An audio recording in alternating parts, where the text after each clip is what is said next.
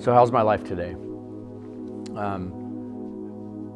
When I reflect back on the unfortunate experiences that I had as a kid in observing, watching, and being impacted by domestic abuse, I would say the unfortunate situations that I encountered as a kid actually helped to create the character and the person that I am today. There were certain times when there was a lot of suffering. There were certain times when there was a lot of pain, a lot of fear. But getting through them, getting over them, being able to overcome obstacles in my life, whether it was as a kid or as I began to grow, as I gravitated to God and as I learned to lay everything at God's feet, it gave me the confidence that I needed. It showed me that to suffer can create character. I think that perils and difficulties that we all have in life will create your character much more than rewards and recognition will, in my opinion. And so I think it helped to make me stronger. I think it helped me to understand not only what had taken place in my part and how that was affected with spirituality, but what I can do to help others. I spent the majority of my life with putting myself first. My church helped me to understand to put God first, others second, and then yourself. So, today it's my goal I understand and I look back at the experiences that I had, and it's my goal to see how I can discuss those experiences to help others, understanding others, being sympathetic to others, and talking to others.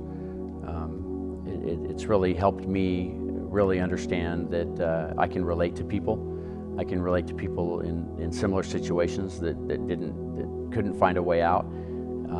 But it's had a tremendous impact on my life. And today I think the true measure of success is not what you can become in life, but what you can give back in life, especially to those who need help, that you can relate to and can maybe understand from experiences that you went through.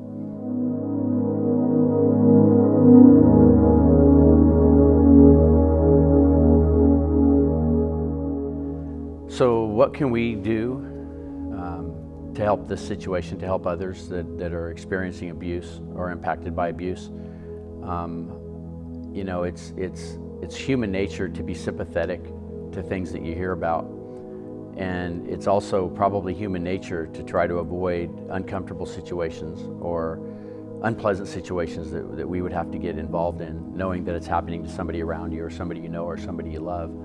But I think getting involved, being able to talk to people, being able to relay your experiences, being able to tell people that you have support is extremely critical. I think back on myself and the lost confidence that I had as a kid and the fears that I had, and I think about kids today. I grew up on an Indian reservation.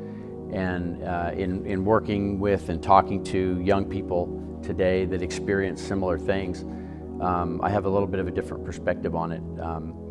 It was a Native American Indian counselor from my tribe that explained it best to me, that really made a lot of sense to me. And people that go through this type of stuff, this type of fear, this type of abuse at homes, it takes a lot of their confidence, and it breaks down their character. So he explained it to me that as if everybody started out their day with a certain amount of chips like a poker player. I think any poker player, when he goes to deal with a hand they've been dealt that has a lot of chips, go about it pretty confidently. But I think these type of things in life, domestic abuse, alcoholism, tough environments at home, they take those chips away. They take from your stack of chips, and instead of going into that day with a bunch of chips, those things eat away, and you don't really have the support that you need. And there's certain things that you can do to people to replenish those chips. Telling them what a wonderful person they are, telling them that they can overcome anything, explaining the power of God, the resilience of God, and the graces of God, I think build up and add to that person's chip bank. To give them the confidence to go into that next hand that they're going to be dealt with confidence, that they can afford to get through it, and they can get through it. So I think there's no end to what we can all do. I think not turning the eye the other way.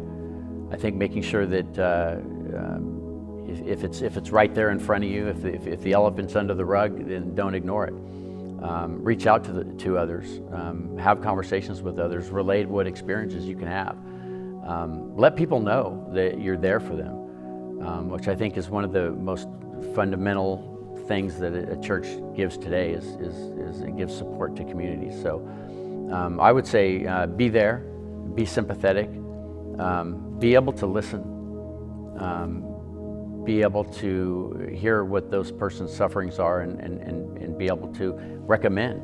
If it's something that's beyond your capabilities to help somebody with, find somebody that can. Those are why support groups and Bible study groups and the church family is all about, is to be able to make recommendations for those people to talk and be able to get help, and let people know that they're not on their own, that there is support out there. It's extremely important.